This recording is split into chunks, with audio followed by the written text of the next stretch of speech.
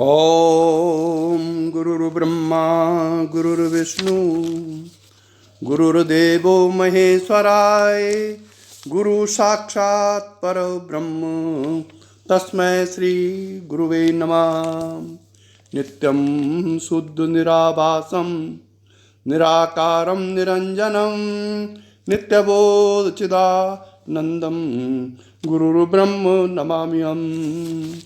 यस्य पाद प्रभाद्यस्ता प्रपंचो भाति भासुराय तमहं सद्गुरु वंदे पूर्णानंद चिदात्मकम्।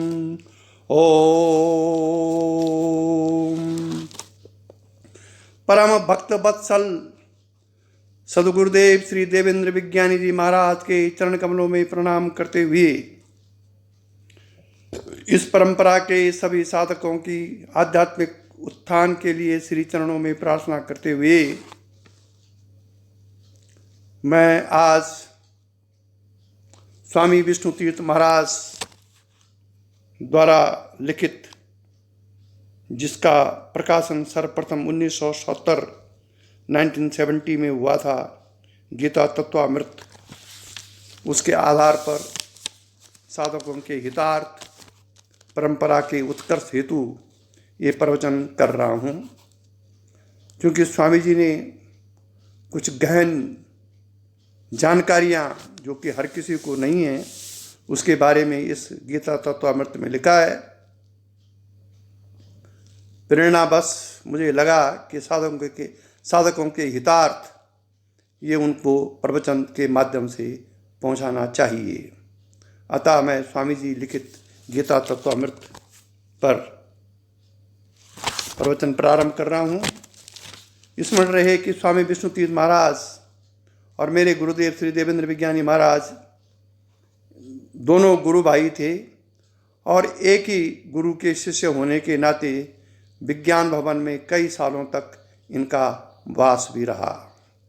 स्वामी जी हर वर्ष 1.5 माह के लिए अपने गुरु श्री योगानंद महाराज के पास, जो कि बाद में योगेंद्र विज्ञानी हुए, विज्ञान भवन में निवास करते थे और उस काल श्री गुरुदेव भी वहाँ रहते थे।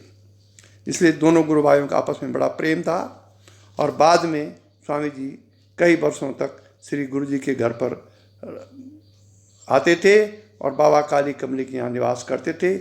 भोजन गुरु जी के यहाँ चलता था, जो क्रम सन 1969 तक 69 तक चलता रहा। इसलिए गीता तत्वामृत पर आज प्रवचन, इसके तात्विक रूप में जो स्वामी जी ने इसका विवेचन किया है, उसकी जानकारी साधकों के हितार्थ दी जा रही है। श्री कृष्ण वाङ्मयी गीता या भगवत स्वरूपिणी पातुना बुद्धि योगेन तत्वाया हृदय मनः। बुद्धि योग के द्वारा जो तत्व है उसको हृदय में मैं ग्रहण करता हूँ। श्री कृष्ण की जो वाणी से जो गीता फूटी है वो भगवत स्वरूपिणी है, ऐसा इस श्लोक का भावार्थ है। श्री कृष्णाय नमः। अष्टादश अध्यायी श्रीमद् भागवत गीता, भागवत नहीं श्रीमद् भगवत गीता, महाभारत के भीष्म पर्व के 25वें अध्याय से आरंभ होती है। श्रीमद् भागवत गीता, एक है श्रीमद् भगवत गीता और एक है श्रीमद् भागवत गीता, नहीं, एक है श्रीमद् भागवत और एक है श्रीमद् भगवत गीता। श्रीमद् भागवत के अंतर्गत ही श्रीमद् भागवत गीता आती है भीष्म पर्व में। भागवत का मतलब, भगवत गीता का मतलब सीधा भगवान की वाणी से जो निकले हैं। भागवत गीता का मतलब जो भगवान के डायरेक्ट बोलने के बाद जो भागवत भाव से जो भागवत बनी है। और ये भगवत गीता महाभारत के भीष्म पर्व के 25वें अध्याय से आरंभ होती है। सभी अध्यायों के अंत में विषय के अनुसार उनके पृथक पृथक नाम दिए हुए हैं और उन्हें योग कहा गया है। भगवत गीता में पहला अध्याय है विषाद योग। दूसरा अध्याय है सांख्य योग। तीसरा अध्याय है कर्म योग।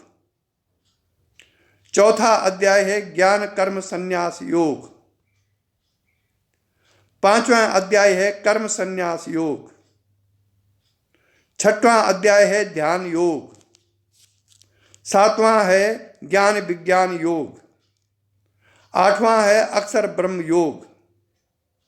नौवां है राज विद्या राजगुह्य योग। नंबर 10 है विभूति योग। नंबर 11 है विश्व रूप दर्शन योग। और 12 है भक्ति योग। 13 है क्षेत्र क्षेत्रज्ञ योग। 14 है गुणत्रय विभाग योग।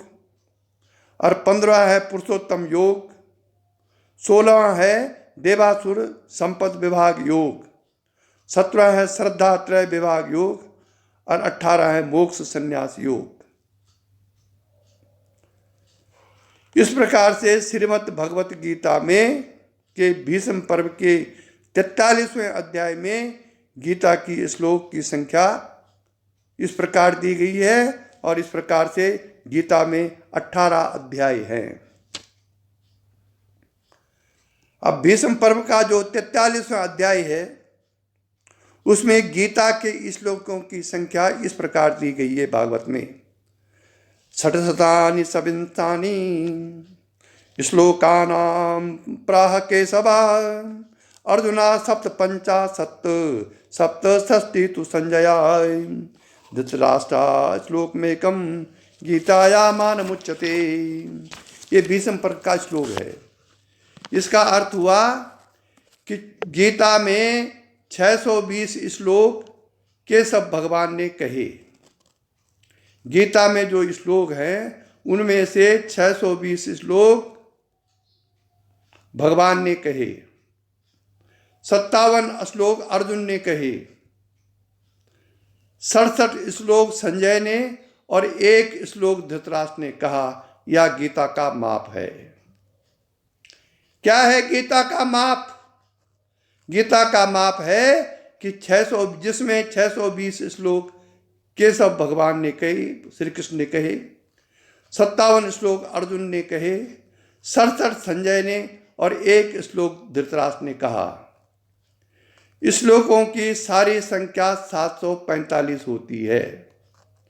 गीता में 745 श्लोक हैं, परंतु आजकल गीता के प्राप्य सभी प्रतियों में 700 श्लोक ही मिलते हैं। जो 45 श्लोक कम है वे श्री भगवान के श्लोकों की संख्या के हैं, अर्थात भगवान के श्लोकों की संख्या 575 प्राप्त है, जबकि भागवत के अनुसार 620 होने चाहिए। अब यह है एक रहस्यमय जानकारी। भागवत के अनुसार गीता के श्लोक 620 है,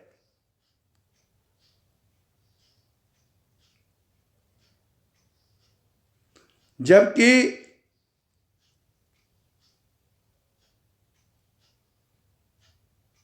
श्लोकों की सारी संख्या 745 होती है। परंतु आजकल गीता में जो है ना, प्राप्य सभी प्रतियों में 700 श्लोक मिलते हैं।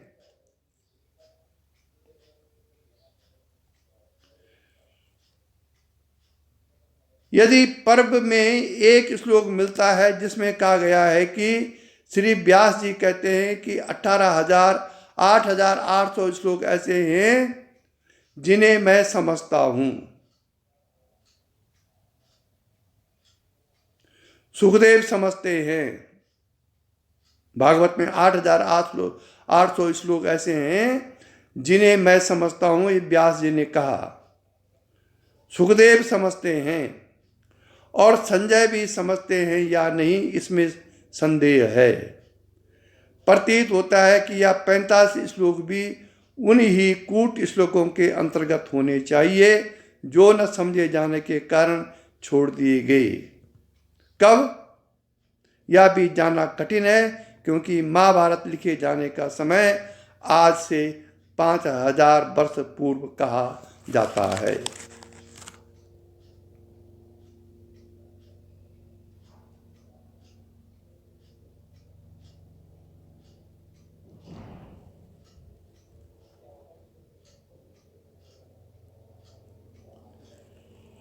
जब 620 श्लोक केशव भगवान ने कहे और 57 श्लोक अर्जुन ने कहे और 67 संजय ने कहे और 1 श्लोक धृतराष्ट्र ने कहा, तो इन श्लोकों की सारी संख्या होती 745।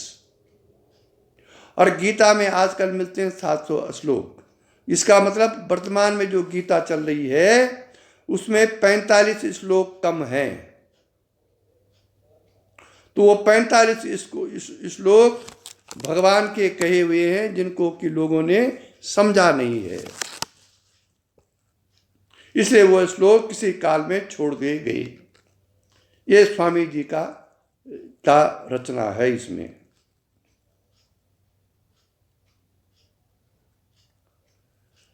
पाश्चात्य विचारधाराओं से प्रभावित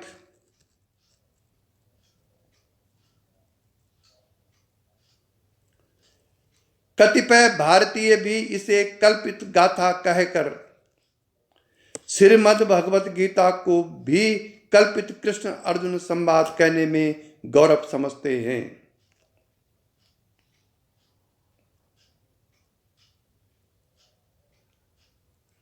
परंतु रामायण महाभारत को इतिहास कहा गया है। इतिहास कल्पित नहीं होता। कृष्ण अर्जुन एवं अन्य सब नामधन्य पुरुष तथा देवियां जिनके नामों से संबंधित गाथाएं इनमें मिलती हैं और सर्वसाधारण में प्रचलित हैं, भारत के अतीत काल के जीते जागते नागरिक थे और उनका रुधिर हमारे अंदर इतने समय के बाद भी प्रभावित हो रहा है।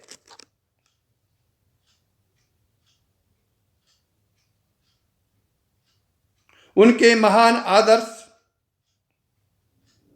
हिंदू संस्कृति के जीवन प्राण हैं। उन्हें कल्पित मानने पर भारतीय संस्कृति का सिराधार कल्पना की शून्यता में विलीन हो जाता है। गीता की सर्वमान्य सार्वभौम आध्यात्मिक महत्ता का मान आधा रह जाता है। प्रातः स्मरणीय रामकृष्ण के नामों ने कितने भक्तों को संसार सागर से पार लगाया है और आज भी अनेकों के जीवन संघर्ष में पथभ्रष्ट होने से रक्षा करते हैं। उनको काल्पनिक कहकर हिंदू जाति की निष्ठा एवं श्रद्धा विश्वास पर कुठाराघात करना उचित नहीं। कभी कभी महाभारत रामायण के युद्ध को आध्यात्मिक रूप दिया जाता है। इसे प्रतीकात्मक ही समझना चाहिए। ऐतिहासिक घटनाओं से इसका कोई संबंध नहीं है।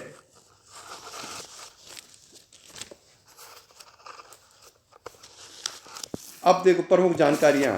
इतिहास कहता है कि हस्तिनापुर एक विशाल साम्राज्य को राजधानी का बड़ा नगर था।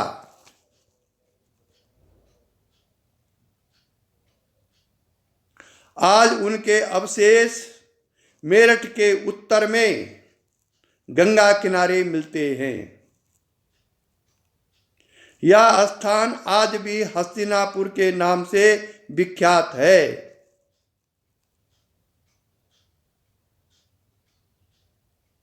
वहां शांतनु नाम के एक राजा हुए जिनके एक पुत्र को भीष्म पितामह के नाम से सब जानते हैं। उन्होंने पिता से प्रतिज्ञा की थी कि आजीवन ब्रह्मचर्य का पालन करेंगे ताकि उनसे उत्पन्न कोई पुत्र अपने को राज्य का हकदार न कह सके। यह प्रतिज्ञा इसलिए की थी कि शांतनु एक मछेरे की सुंदर कन्या पर मोहित हो गए थे और कन्या के पिता ने उसे देने के लिए यह शर्त लगाई थी कि उस कन्या से उत्पन्न पुत्र ही राज्य का उत्तराधिकारी होगा।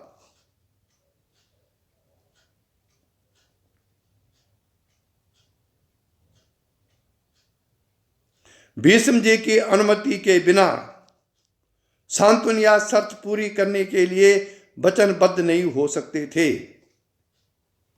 उन्होंने आजीवन ब्रह्मचर्य पालन करने की प्रतिज्ञा लेकर पिता के विवाह की बाधा को दूर किया, इसलिए उनका नाम भीष्म प्रसिद्ध हुआ। उनका ओरिजिनल नाम था देवव्रत। भीष्म जी पुत्रहीन थे, इसलिए आज भी ब्राह्मण क्षत्रिय वैश्य सब उनको तर्पण के समय जल देते हैं।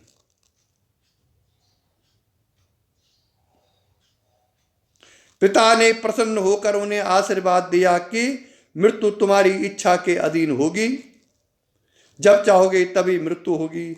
उस कन्या से शांतनु के 2 पुत्र हुए, जिनके नाम चित्रांगद और विचित्रवीर्य थे।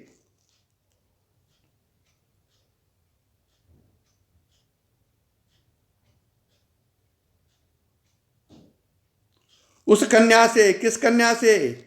जिस कन्या पर शांतनु मोहित हो गए थे और बाद में शादी की उससे, उसका नाम था सत्यवती।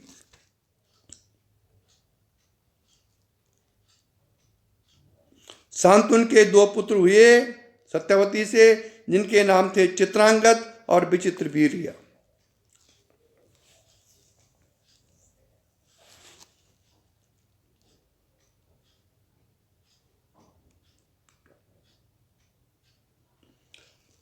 चित्रांगद की मृत्यु हो जाने के कारण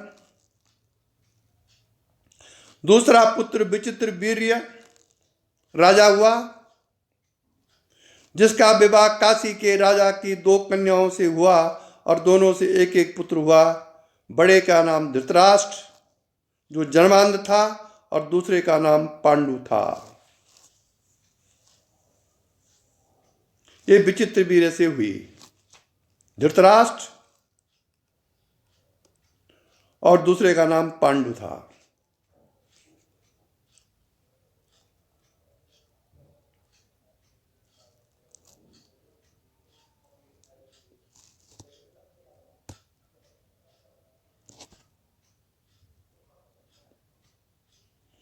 भीष्म जी ने धृतराष्ट्र का विवाह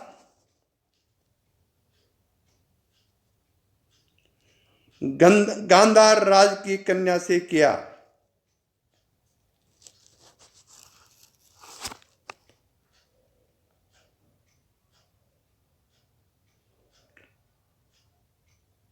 इसलिए उसे गांधारी कहते हैं।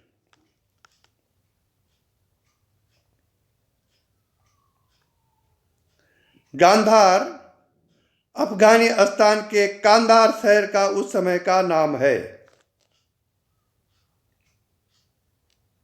गांधारी के 100 पुत्र और एक कन्या हुई, जिन्हें कौरव कहा जाता है।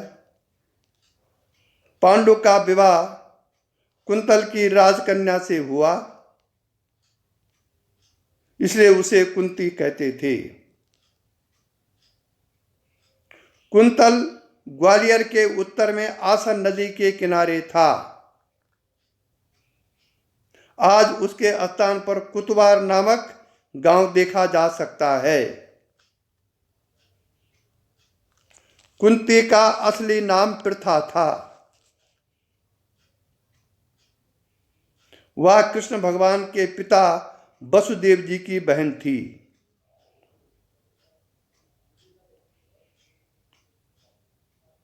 वह कृष्ण भगवान के पिता वसुदेव जी की बहन थी। कौन? कुंती। परंतु कुंतल के राजा ने उसे गोद ले लिया। कुंती से जो पुत्र हुए वे पिता के नाम से पांडव कहलाए और माता के नाम से पार्थ।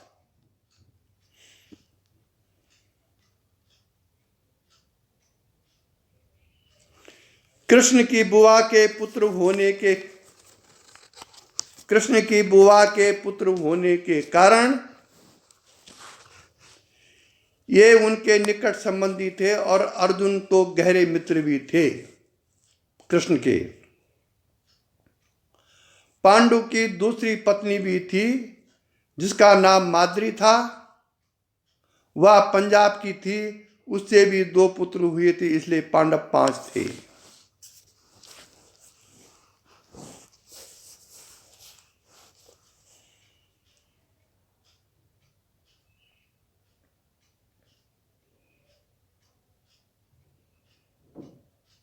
नेत्रहीन होने के कारण धृतराष्ट्र राज्य के अधिकारी नहीं समझे गए और पांडु का राज्याभिषेक किया गया। परंतु वह बीमार रहने के कारण बद्रीनाथ के पास हिमालय में रहने लगे। बद्रीनाथ के पास एक जगह है पांडुकेश्वर, वहीं पांडु रहने लगे थे बाद में पांडुकेश्वर में, इसलिए आज भी वो स्थान है पांडुकेश्वर का। और उसी के नाम से आज भी यह स्थान पांडुकेश्वर के नाम से विख्यात है। पांचों पुत्रों का जन्म वहीं हुआ था। कहां? पांडुकेश्वर में। पिता के देहांतोपरांत माता उन्हें हस्तिनापुर ले आई। अब देखिए कहां हस्तिनापुर था और कहां पांडुकेश्वर है। क्या जमाना होगा वो, उस समय तो मोटर गाड़ी भी नहीं होगी। माद्री पांडु के साथ सती हो गई थी उस जमाने में, और कुंती पांचों पुत्रों सहित हस्तिनापुर आ गई, जो कि मेरठ के पास था उस समय। यद्यपि हस्तिनापुर के वास्तविक राजा पांडु थे, परंतु उनकी अनुपस्थिति में धृतराष्ट्र को ही भीष्म जी के परामर्श से राज्य कार्य देखना पड़ता था, और इस कारण वही राजा समझे जाने लगे।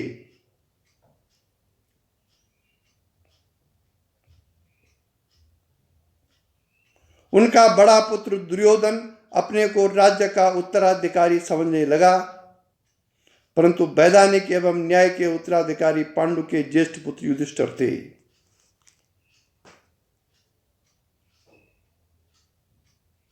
दुर्योधन बड़ा धूर्त और दुष्ट प्रकृति का आदमी था। उसने पांचों भाइयों को मार डालने की सोची और लाक्षागृह ठहराकर उस घर में अग्नि लगाकर पांचों भ्राताओं तथा कुंती की हत्या करने का षड्यंत्र रचा। परंतु ये वहां से जान बचाकर वनों में भाग निकले। दुर्योधन पिता के नेत्रहीन होने का लाभ लेकर पर्याप्त सत्तावान हो गया था और स्वतः राजा बन गया था। जब धृतराष्ट्र को पता चला कि पांचों भाई और कुंती जीवित हैं और वनों में छिपे फिरते हैं, तो उसने लोकापाद और प्रजा के कोप से बचने के लिए उन्हें फिर हस्तिनापुर ढूंढ बुलाया और दोनों तरफ के द्वेष से बचने के लिए उनको इंद्रप्रस्थ का राज्य देकर वहां भेज दिया। आधुनिक दिल्ली का ही नाम तत्कालीन नाम इंद्रप्रस्थ था। पहले दिल्ली को इंद्रप्रस्थ बोलते थे। जो आज दिल्ली है वो उस युग में इंद्रप्रस्थ था।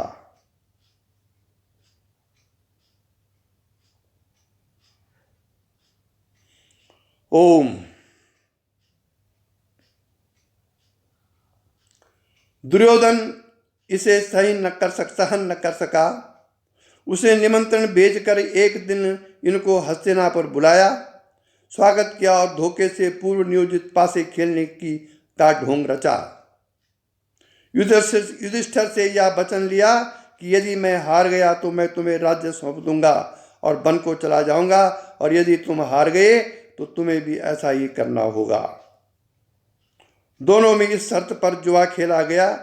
दुर्योधन के मामा कांधार का राजा शकुनी पासा खेलने में बड़ा होशियार था। उसने किसी घात और छल से युधिष्ठिर को हरा दिया और इंद्रप्रस्थ का राज्य छीनकर द्रौपदी सहित पांचों भाइयों को वनवास में भेज दिया। 12 वर्ष वनवास भोग कर शर्त के अनुसार 1 वर्ष गुप्तवास के लिए ये आधुनिक जयपुर के निकट विराटनगर के राजा के यहाँ नौकर होकर रहे। विराटनगर उस समय जो विराटनगर था वो जयपुर के नजदीक है, वो जगह।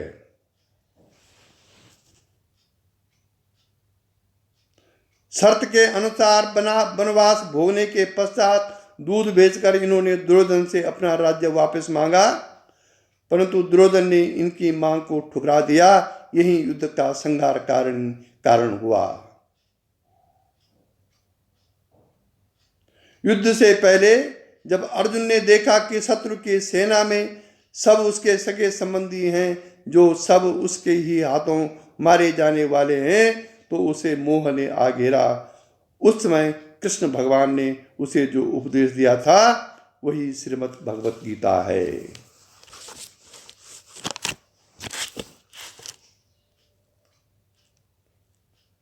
अब गीता का रचना काल। गीता की रचना कब हुई? श्री भगवान ने अर्जुन को निमित्त बनाकर लोकानुग्रहार्थ महाभारत युद्ध के प्रथम दिन गीता का उपदेश किया। अतः गीता और महाभारत का समय एक ही है। सब ज्योतिर्विदों के मतानुसार महाभारत के बाद भगवान के देहोत्सर्ग के पश्चात कलयुग का आरंभ हुआ, जो 3101 ईसा पूर्व माना जाता है। कल्याण के सन 1965 के जून मास के अंक में पृष्ठ 287 पर श्री चंद्रकांत जी बाली के विद्वतापूर्ण लेख के अनुसार श्री भगवान की आयु उस समय 88 वर्ष 4 मास थी। जब उन्होंने गीता का उपदेश दिया, भगवान की आयु थी 88 ईयर्स 4 मंथ और 125 वर्ष मानव लीला करके इस भूमंडल से उनका अंतर्ध्यान हुआ था। भगवान श्री कृष्ण ने 125 वर्ष में अपना शरीर छोड़ा था। नारायण बोलना पड़ेगा।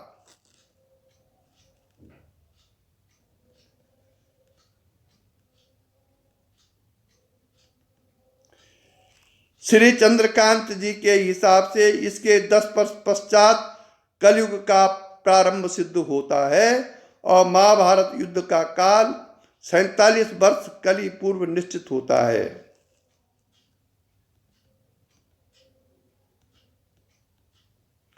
अब कली अब्द 5069 चल रहा है। सन 1970 की बात है ये। उस समय स्वामी जी ने लिखा कि अब कली का अब्द 5069 चल रहा है। उपयुक्त हिसाब से गीता का समय 5116 वर्ष पूर्व सिद्ध होता है। इसी लेख में यह भी कहा गया है कि इतिहासकारों ने महाभारत का काल 2448 ईसा पूर्व अर्जित अर्थात आज से 2448 प्लस 1968 बराबर 4416 वर्ष पूर्व माना है। ये 68 की बात है। आज 50 साल और हो गए हैं।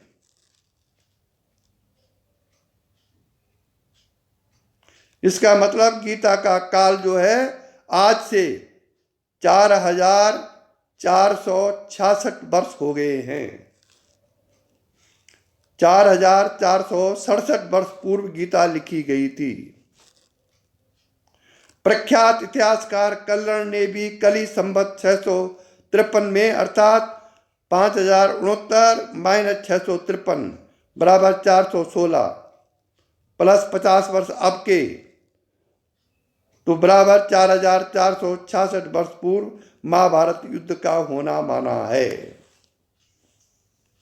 मतलब 4466 वर्ष आज के हिसाब से, इसके हिसाब से 4467 वर्ष पूर्व महाभारत का काल हुआ था।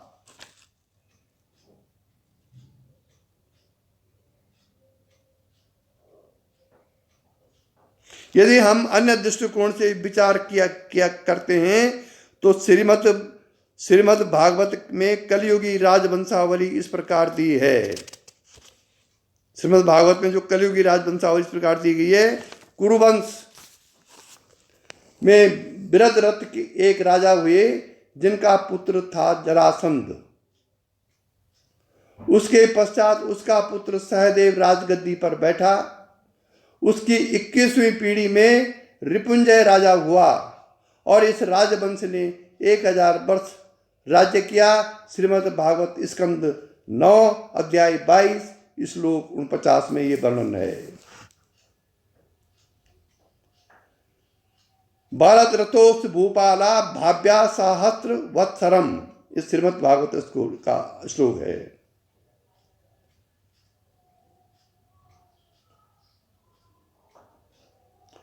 तो रिपुंजय राजा जो हुआ था,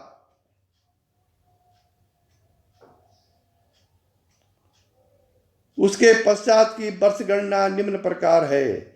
स्कंद श्रीमद् भागवत की स्कंद 12 अध्याय 1 श्लोक 2 से 31 तक।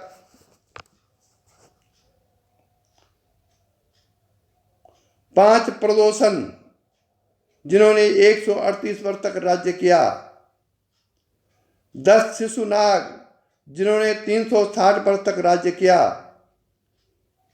नंद महापद्म उसके 8 पुत्र उन्होंने 800 वर्ष तक राज्य किया, मौर्य 137 वर्ष तक राज्य किया, श्रृंग 100 वर्ष से कुछ अधिक समय तक राज्य किया, काणव 345 वर्ष तक उन्होंने राज्य किया, आंध्र जाति चतुर शर्मा 5 वर्ष से कम अर्थात कुछ काल तक राज्य किया, और उसके बाद 30 राजा और हुए जिन्होंने से 456 वर्ष तक राज्य किया। अब ये धीरे धीरे महाभारत काल में जो राजा हुए कलयुग में, उनकी वंशावली है ये। 7 अबीर, 10 गर्दभी, 16 कंक, 8 पवन, 14 तुस्क, 10 गुरुंड, 1099 वर्ष तक इन्होंने राज्य किया। इसमें अंग्रेज भी हैं।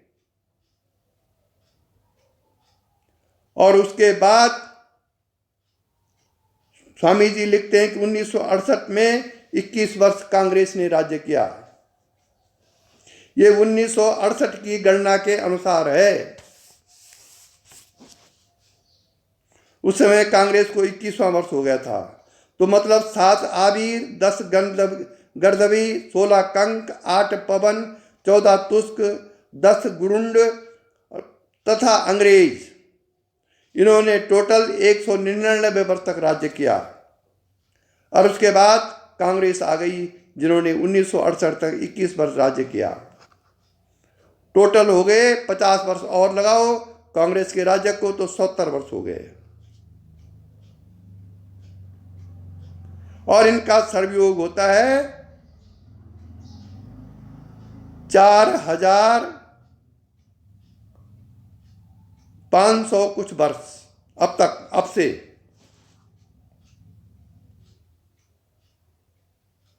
56 ये हैं और 50 वो,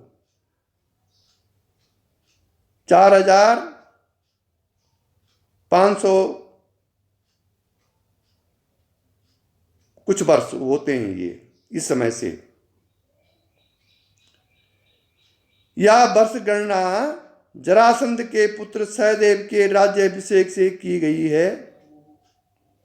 जरासंध का वध भीम द्वारा राजसूय यज्ञ के समय हुआ था, जब पांडव इंद्रप्रस्थ में आ गए थे। इसलिए महाभारत के युद्ध में पूर्व सहदेव का समय कम करना चाहिए। इसकी अवधि निश्चित जानना तो कठिन है, परंतु कुछ अनुमान के आधार पर आंकी जा सकती है कि पांडु के देवासान के समय अर्जुन का वय 14 वर्ष था। जब पांडु का देहासान हुआ तो अर्जुन की उम्र थी उस समय 14 वर्ष, और वह श्री कृष्ण भगवान के समवयस्क था। देखें महाभारत आदि पर्व अध्याय 124 श्लोक 1 के पश्चात।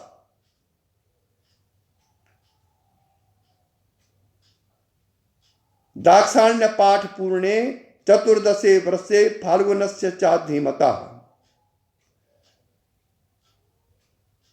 कल्याण प्रेस की प्रकाशित प्रति में है ये। जरासंध का वध राजसूय के आरंभ में हुआ। इसका वर्णन श्रीमद् भागवत के स्कंद 10 अध्याय 72 में आता है।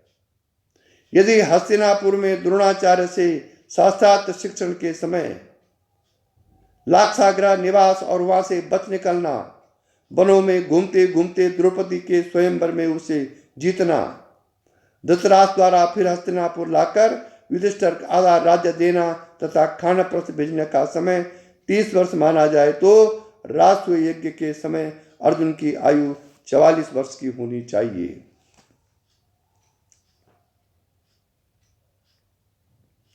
युद्ध के समय वह 88 वर्ष का था। कौन? अर्जुन। इस हिसाब से जरासंध वध का समय युद्ध से पूर्व 40 वर्ष के लगभग आता है। 4456 में से 40 वर्ष कम करने पर युद्ध का समय आज 2025 विक्रमी संवत में 4016 होता है और कली संवत के आरंभ 5069 माइनस 4416 653 वर्ष पूर्व निश्चित किया जा सकता है।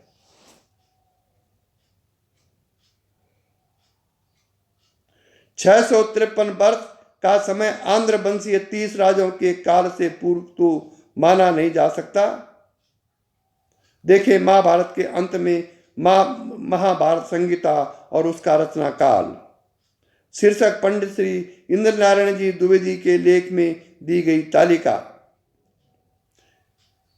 यदि यह समय आभीर वंश के पश्चात माना जाए तो आज 2025 विक्रमी तक का समय 653 प्लस 1099 प्लस 20 1772 वर्ष हो जाता है और चंद्रगुप्त मौर्य जिसे सिकंदर का समकालीन कहा जाता है और कहा जाता है कि सिकंदर जब भारत आया तब चंद्रगुप्त की उसकी मुलाकात हुई थी। अनऐतिहासिक सिद्ध होता है।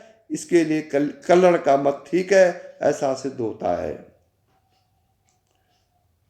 एक अन्य पक्ष यह भी महाभारत युद्ध के समय निश्चित करने की असंदिग्ध उपाय नक्षत्र विज्ञान है।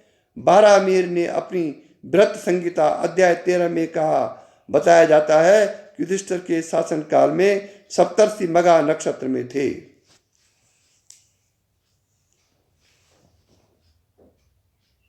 आसन्न मधासु मुनया शासति पृथ्वी युधिष्ठिरे नृपतो। सप्तर्षि 100 वर्ष में एक नक्षत्र से दूसरे नक्षत्र पर चले जाते हैं अर्थात उनकी गति 2700 वर्ष में 360 डिग्री होती है।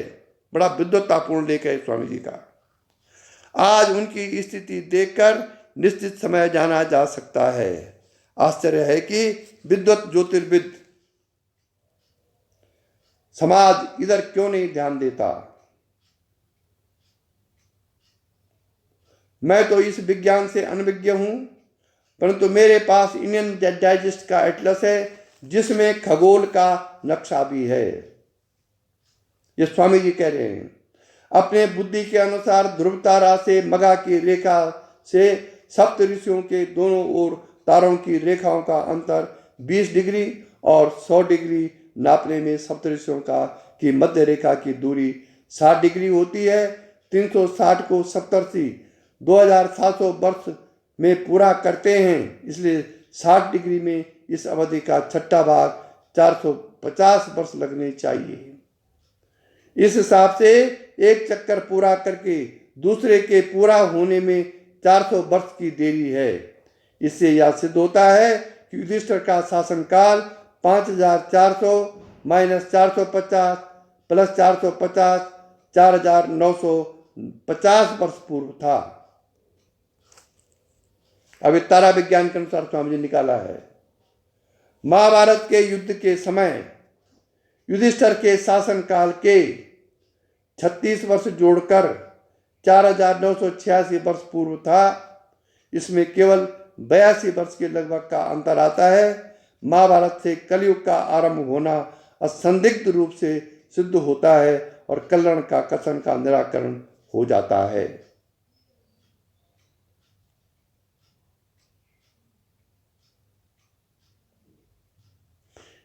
यहाँ यह बात स्मरणीय है कि 27 नक्षत्रों का अपना अपना क्षेत्र अगले नक्षत्र तक होता है। जैसे अश्विनी से भरणी तक, अश्विनी से भरणी से कृतिका तक, भरणी मगा से पूर्व फाल्गुनी, मगा पूर्व फाल्गुनी से उत्तरा फाल्गुनी तथा पूर्वा उत्तरा से हस्त तक उत्तरा, हस्त से चित्रा तक हस्त और चित्रा से श्वेत तक चित्रा समझा जाता है। इस प्रकार प्रत्येक नक्षत्र का अवान्तर 13.20 डिग्री होता है और पूर्वा तक 13.20 डिग्री, मखा के 13.20, फिर पूर्वा उत्तरा तक 13.20, उत्तरा के हस्त तक 40 डिग्री हुए। 13.20 हस्त चित्रा तक और शेष 12.40 चित्रा में माने जाएंगे।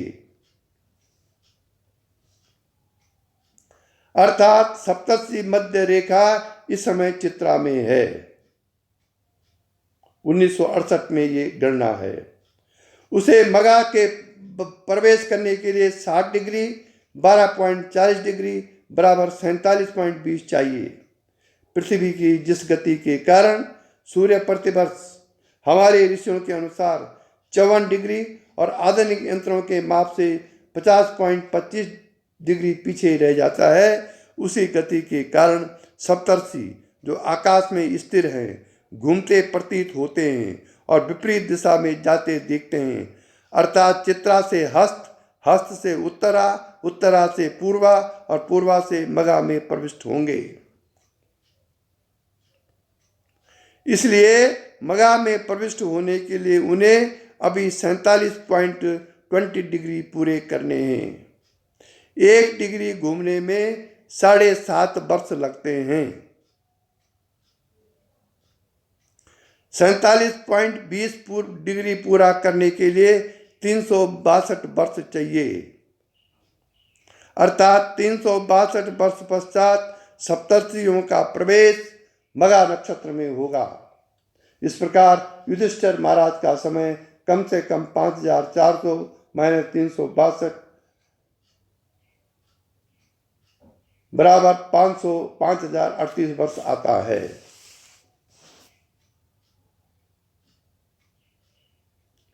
परंतु यह नहीं मालूम कि युधिष्ठिर के समय सप्तर्षि मगा में कितने अंश पर थे। कली का आरंभ भगवान के अंतर्ध्यान होने पर माना जाए तो युद्ध के 125 माइनस 88 37 वर्ष पश्चात माना जाएगा और हमारी गणना से 5038 वर्ष आता है। अर्थात 1 वर्ष का अंतर है। परंतु महाभारत युद्ध से माने जाने पर 5038 में 37 जोड़ने पर 5075 वर्ष होता है, अर्थात 7 वर्ष अधिक होते हैं, क्योंकि अब कली का 5068वां वर्ष चल रहा है। 1968 में 7 वर्ष का अंतर कोई अंतर नहीं है जो 1 डिग्री के अंतर के बराबर है। उक्त एटलस में खगोल का चित्र भी 7 वर्ष पूर्व का हो सकता है। इससे सिद्ध है कि महाभारत का युद्ध 5068 वर्ष पूर्व हुआ था, अर्थात इस समय 6000 वर्ष पूर्व हुआ था वर्तमान गणना के अनुसार। कल्लर ने 653 वर्ष की त्रुटि कहाँ है, यह खोज करने इतिहास का कार्य है। नक्षत्रों की गणना गणित का विषय है जो कभी गलत नहीं हो सकता। ये स्वामी जी ने एक विशेष बात इस गीता तत्वामृत में कही है जो साधकों के हितार्थ दिया जा रहा है। और इसी के साथ आज का प्रवचन ये विशेष जानकारी देते हुए समाप्त हुआ। यही दिव्य दृष्टि हमें दीजिए भगवान, वो कण कण में निस दिन तुम्हारे ही दर्शन।